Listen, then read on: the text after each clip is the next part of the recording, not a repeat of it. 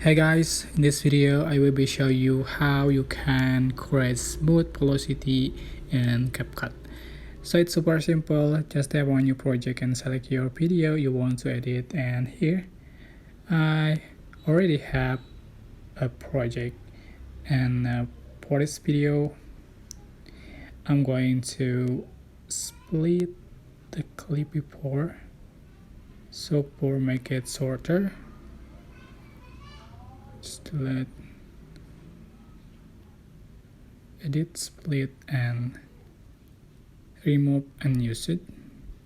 So for this clip, just going to split and select curve, so you can click custom, or you can select this template for velocity. For example, select this one. And how to make it smooth, just tap on the curve template and you can see this make it smoother option. Just tap on it and select better quality and check mark.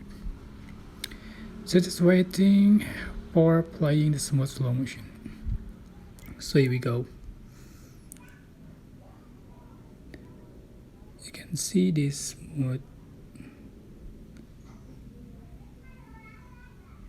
Okay, that's how to smooth velocity edit on CapCut. I hope this tutorial was helpful for you. Don't forget to click like, comment, share, and also subscribe.